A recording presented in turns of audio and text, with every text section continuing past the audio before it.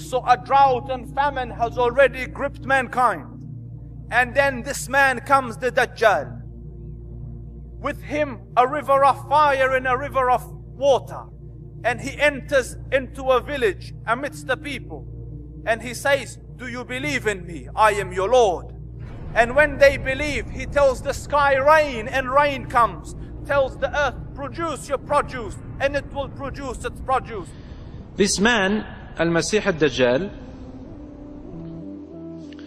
Rasul ﷺ told us,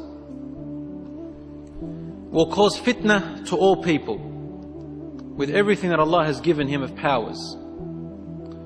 He will make rain come down as he wills wherever he wants it to come, and he'll deny it from the people he doesn't want to have rain. He can revive the land with crops and plantation, and he can cause another land to be dead and never have crops and plantation, so no food for its people.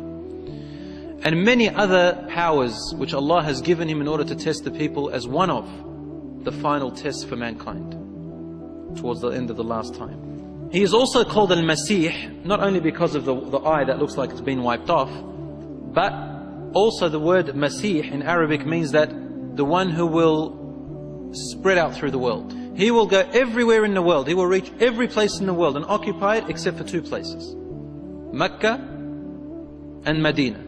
Al-Masih calls it, Al-Masih al-Dajjal calls it Tiba.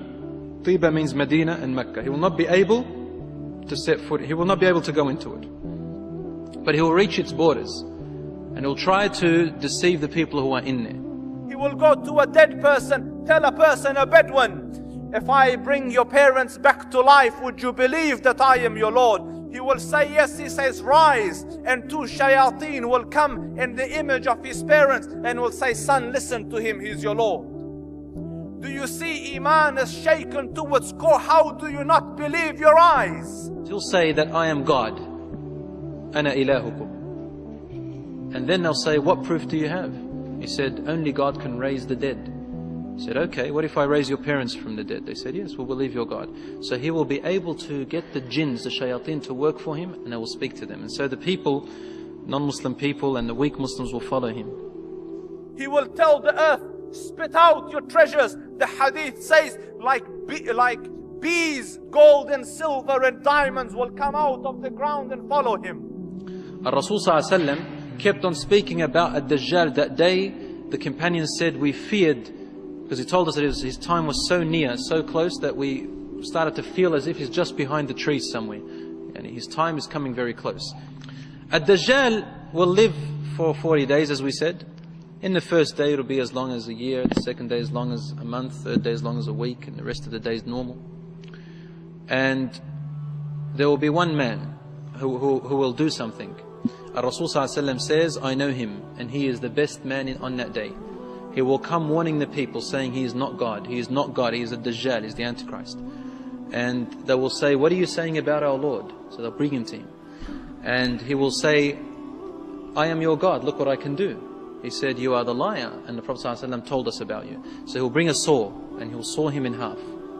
And then he'll walk between the two body parts, and the man will come and rise, he'll become alive again. And the Prophet ﷺ told us he'll be able to do that once, just once. And the man said, the Dajjal says to him, now do you believe I am God? And he says, now I believe more that you are not God, but you are actually a Dajjal, because you cannot do this to me again. And truly, he will not be able to do that again. He will throw him into his fire. And Rasul ﷺ tells us he will have something that looks like a fire and something that looks like water. He said it's an illusion. The fire is his water and his water is his fire. Go to the fire to drink from it if you see it. And the man vanishes, disappears. Rasul ﷺ says he is the best, he's a real man, the best of man in that day, who tries to call the people away from the worship of a Dajjal. After the 40 days have ended, the Muslims will be praying behind Al-Mahdi, almost about to pray Salatul Dhuhr. Also in the hadith in Sahih Muslim you will find it. They'll be praying in Ash-Sham, in Syria in particular, in Damascus, in Dimashq, in a mosque called Masjid al-Minar al-Bayda. Rasul ﷺ named it, the one with the white minaret. They call it that name now in Damascus. It's got many white minarets, and it really shines and lights up very well. At this point, when they are inside this encampment, Allah Rabbul Izzah sends them their solution. Isa, the son of Mary, will descend. How will he descend, Ya Rasul? His hand will be on the wings of two angels. He will be covered in two garbs, both tinged slightly yellow, beige. There will be a group of army praying with Al-Mahdi in that masjid. As they were about to play, suddenly Isa alayhi salam descends, the real Isa alayhi salam. And the two angels will be carrying him on each side. He'll be wearing two garments, and his beard will be long, it will be black, and his hair will be long and black. It will be not curly and not dead straight, and it will reach his shoulders as if it is dropping with water, as if water is seeping upwards. That's his look, alayhi salatu wasalam. And his cheeks will be red cheeks, and he's white in color. So he is Isa alayhi salam, very handsome man.